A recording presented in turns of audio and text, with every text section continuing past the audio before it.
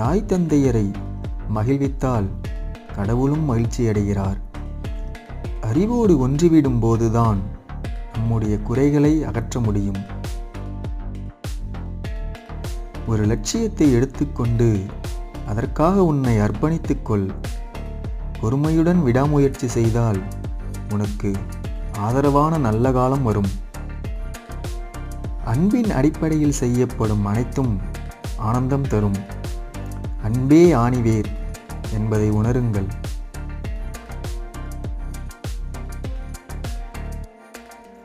தேவையற்ற விஷயத்தில் மனம் ஈடுபட்டால் ஆக்கசக்தி விரயமாகிவிடும்.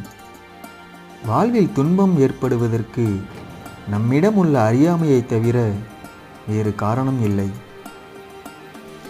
காற்றை பயன்படுத்தி செல்லும் பாய்மரப்படகு போல தகுந்த சந்தர்ப்பம் வரும்போது அதை நாம் பயன்படுத்தி கொள்ள வேண்டும்.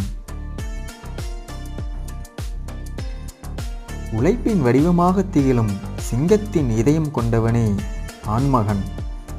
அவனை திருமகளும் நாடி வருவாள்.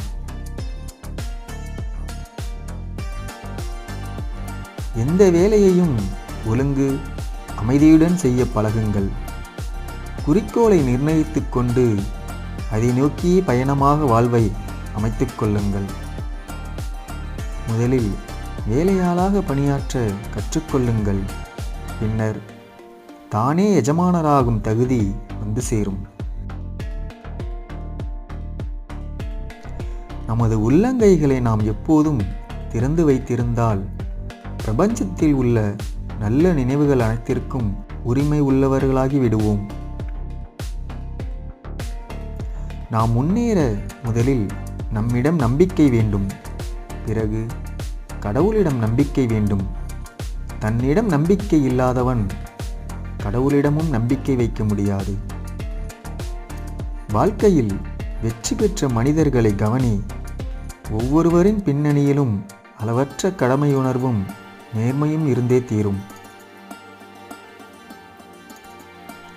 4 பேர் அறிய நல்லவனாக காட்டிக்கொண்டு பிறர் அறியாத வகையில் தீய செயல்களில் ஈடுபடுவது இழிவான செயல்.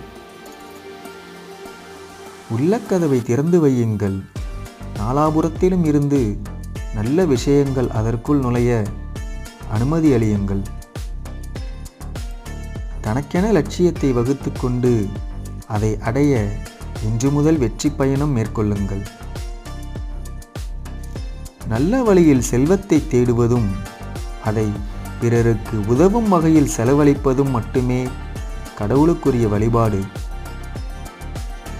வெற்றி மட்டுமே நம் வாழ்வின் அளவுகோல் அல்ல. வாழ்வில் குறுக்கிடும் போராட்டமும் தோல்வியும் தான் அதன் சுவையை அதிகப்படுத்துகின்றன.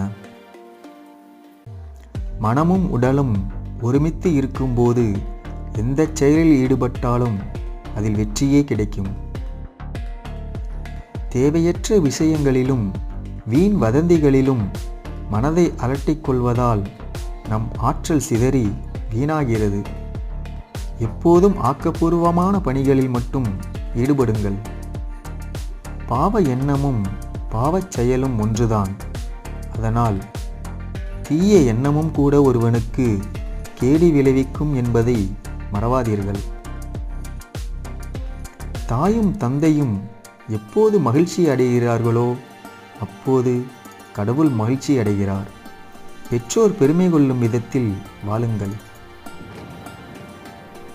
எல்லா பேய்களும் மனதில்தான் இருக்கின்றன. மனம் கட்டுப்பட்டு அடங்கியிருந்தால் எந்த இடத்தில் நாம் இருந்தாலும் அது சொர்க்கமாக மாறிவிடும். உனக்குள் இருக்கும் ஆற்றல் வெளிப்படும் வகையில் நீ வளர வேண்டும். வேறு எவரும் உனக்கு கற்பிக்கவும் முடியாது. உன் ஆன்மாவே ஆசிரியர். நம்ம சேனலுக்கு தான் ஃபஸ்ட் டைம் வரணும்னா சேனல் ஒரு லைக் பண்ணிக்கங்க, ஷேர் பண்ணிக்கங்க, சப்ஸ்கிரைப் பண்ணிக்கங்க. தேங்க்யூ.